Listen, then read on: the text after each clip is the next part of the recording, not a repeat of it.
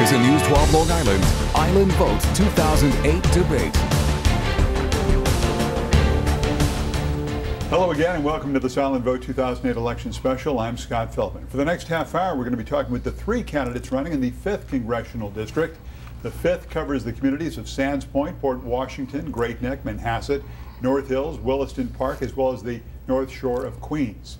Now let's meet the candidates. The Republican challenger Elizabeth Berney of Great Neck, the incumbent Congressman Gary Ackerman from Roslyn Heights, running on the Democratic Independents and Working Families tickets, and the conservative challenger is Jun Policarpio of Flushing. Thank you all for being here. Thank you so much for having us. Welcome to News 12 in this debate. Before we begin, the rules and format of this debate. Each candidate will have 1 minute for an opening statement, then each will have a minute and a half, 90 seconds to answer each question, and 30 seconds for rebuttal when needed.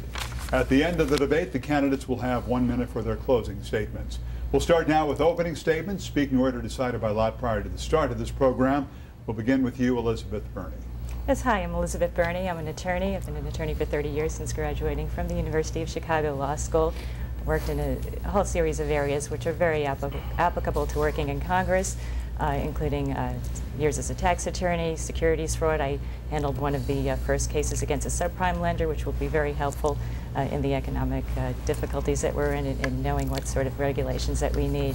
A lot of issues have been neglected for way too long in this district, which is why I'm running. We have the tax policy is way out of whack. There are a lot of tax issues, including the AMT, which discriminate against New Yorkers and Long Islanders who have to pay incredibly high taxes. Our incumbent congressman was rated an F, big spender, the worst possible rating by the National Taxpayers Union. That's something that has to change and will change if I am elected. His Middle East policy is also something that I wish he was correct on, but he's completely off base on. He's the prime promoter of funding to the Palestinian Authority. Thank you, Ms. Berney. Thank you. And Mr. Policarpio, your opening statement, please. Thank you, Scott. I'm Jun Policarpio. I am the conservative candidate and the true Republican for 25 years. I'm running to protect our basic American values on which our nation was founded. Number one, faith in God. I believe in the biblical saying that unless the nation exalts God, there'll be no righteousness. And if there's no righteousness, there's no justice and equality. And at this point, I want to mention two names that may cause our financial crisis. Two names, Freddie Mac and Fannie Mae, an icon of unrighteousness. Next is family, love of family. The family is the backbone of the American nation. A strong family is what we need. I favor the traditional definition of marriage between a man and a woman, and then love of country. God gave this land, our country, the United States, land flowing with milk and honey. We have to defend our country against our enemies. I support the troops fighting abroad. Thank you, Mr. Policarpio. That is 1 minute. And Gary Ackerman, Congressman Ackerman, your opening statement, please. Thank you, Scott. I'm Gary Ackerman. I'm a graduate of Queens College. I have been a school teacher. I founded a newspaper. I've been an editor and publisher. I've been a camp director. I've started businesses. I've run small businesses. I'm an Eagle Scout. I've had the pleasure of serving in the New York State Senate, and I serve now in the United States Congress. I'm the chairman of the subcommittee on the Middle East and South Asia, as well as the president of the International Congress of Jewish Parliamentarians. I've worked in the areas of all the trouble spots on this planet on nuclear proliferation issues. My passions are defending the United States Constitution and the rights of all of our citizens to keep the rights that we have under them. I'm also on the Financial Services Subcommittee, where I have sounded the alarms of the financial crisis that we now find ourselves in, and have been the major sponsor of major legislation to remedy the problems in the situation in which we find ourselves now. Congressman Ackerman, thanks very much. Candidates, let's begin with a question from one of our viewers from your district. This is Rama in Manhasset. Here's Rama's question. How did you vote for on the bailout? And we would like to know how you'll help the Long Islanders. All right, the economy, the overriding issue among the majority of Long Islanders. Congress recently approving the $700 billion rescue plan to stabilize the financial system. Ms. Berney, Congressman King, Mr. Policarpio, question, Ackerman. you King's not Congressman here. Ackerman. I'm sorry, Congressman Mr. Ackerman. Ackerman. Congressman King is my supporter. Would you support this bailout if you had been in Congress, Ms. Berney? It's a very difficult question. I probably would have held my nose and voted for it, but with great concerns about a lot of the pork that was placed into the bill. It's and some things that should be there that were not there. For instance, the treatment of the AMT, the alternative minimum tax, which is hitting Long Islanders so hard in the bailout bill, was only a small patch on the AMT that applies for 2008. It doesn't eliminate the AMT, which is it's a tax that is just very, very difficult for anybody in a high-tax state because you lose the benefit of your tax deductions and of your state tax deductions when you compute your federal tax. This is something that absolutely has to be eliminated. It was an opportunity, and one of the things that I will do is I'll make sure that we keep taxes as low as possible. It's very key. Another key to the economic crisis is also energy independence, something which has been neglected by Congress for 26 years. We absolutely need to go to flex fuel cars. We have to use U.S. sources of energy, clean coal, wind, solar. There was also a very small incentive in the bailout package for energy independence, but that did not go far enough. That's something that we must focus on. It'll be one of my main focuses. One of the cases that I worked on at length as an attorney is the Ford Firestone tire case. I'm very familiar with the auto industry and the types of changes that we need in our automobiles. Thank you. Congressman Ackerman, sorry about that. Congressman King was here right before your debate. A very distinguished member of the House. Yes. Republican. All right. Congressman Ackerman, I know you supported the rescue plan. Why did you, and did it go far enough? Well, I did, as did Congressman King, as did every single New York member of Congress. You know, when you're a member of Congress, there's no maybe I'll vote for it or perhaps I'll vote for it. You have to make a decision. Very, very difficult vote, and I voted yes. I voted yes because it was the responsible thing to do. Part of the problem in which we find ourselves was caused basically by the rating agencies, which rated all of these products that they securitized, put them in packages, sold them on Wall Street, and marketed them under the Republican concocted notion of the ownership society that they then sold to people who should not have been buying houses, who should not have been in this market, and then marketing it to them in a way that said no income verification, no jobs, and when their jobs went south and they couldn't pay their mortgages, default started to happen.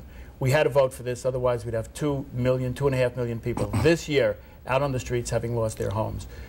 People on Long Island would not have been able to send their children to college because there'd be no student loans. Credit would dry up. Anybody looking for home improvement mortgages would not be able to get it. People would not be able to buy automobiles because there'd be no credit for it. And people's credit card lines of credit would be drying up. It would have been a total disaster, and still might be for people on Long Island for the next, we don't know how long, as the amount of money that we're pumping into the economy starts to take hold. The only responsible vote, unfortunately, was a yes vote, and I cast that. All right, thank you. Mr. Policarpio, if you'd been in Congress, would you have supported this rescue plan? Yes, Scott, I would vote yes to the bailout because that would be an immediate solution to the problem. It's like a first aid solution to a person that's bleeding, so to stop the bleeding. But that's the real solution. Well, I believe that the underlying cause of the financial crisis is corruption. So that will be my top priority, to combat corruption in government as well as in the public sector. Well, I mentioned about the two financial giants that I think their conduct was questionable in giving out loans to people, to borrowers who are not qualified. And when the time comes to pay off, they are incapable of paying off. And then who gets the burden? But the taxpayers, when we came up with this bailout, it's the taxpayers who will shoulder the burden. But that's an immediate solution. We have to stop the bleeding. We have to stimulate the economy. And we need our financial institutions like the banks and other brokerage houses to be moving. Let the market system operate again. And I believe it's just like a first aid solution, but the real solution is deeper than that. Thank you very much. Congressman Ackerman, how comfortable or uncomfortable are you that the government has taken such a large role now in the financial markets? Well, there's no other option. There's nobody else who can basically do that, Scott. The government is the big player here. Right now, unfortunately, the thing that we're going to have to be doing is we're going to have to spend our way out of this, which is something that nobody really wants to do, nobody ever anticipated. The most conservative of Republican and economic thinkers are even talking in these terms right now. The government's role is essential here. The free market has been overtaken by greed.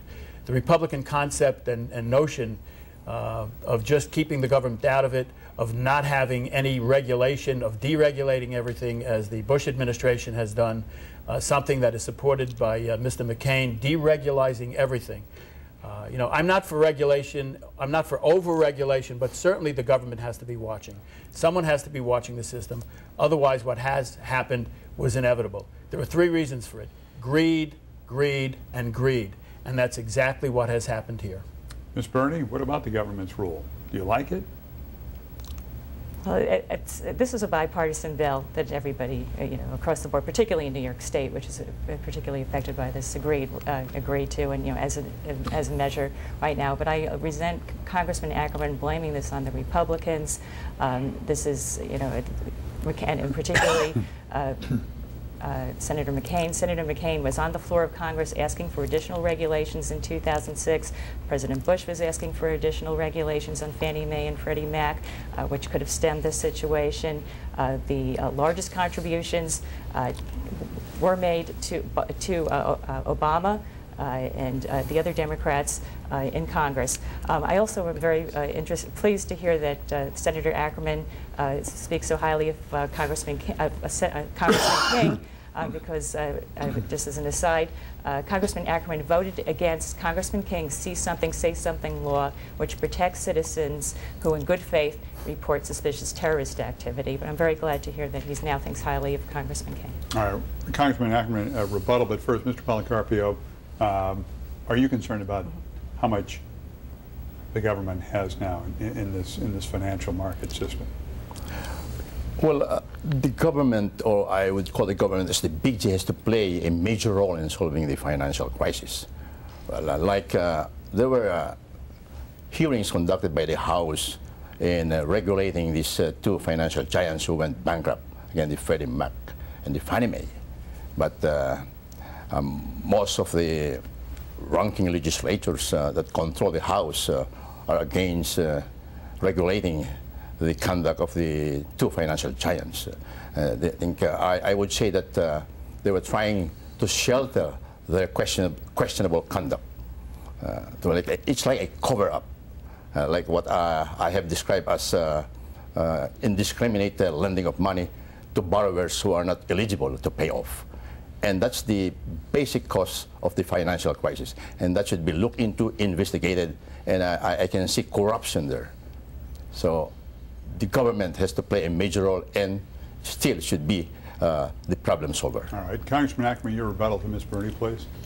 Yeah, certainly if you see something that looks suspicious that has to do with national security, you should report it. But the bill to which Ms. Berney referred to would strip people of their constitutional protections.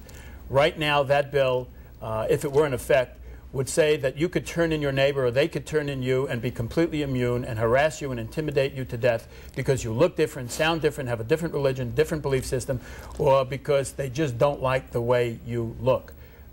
It makes absolutely no sense, and to me the Constitution is a heck of a lot more important than people turning each other in and getting immunity for it. All right, candidates, let's take a short break and we continue with our debate for the 5th Congressional District right here on News 12 Long Island, as local news gets.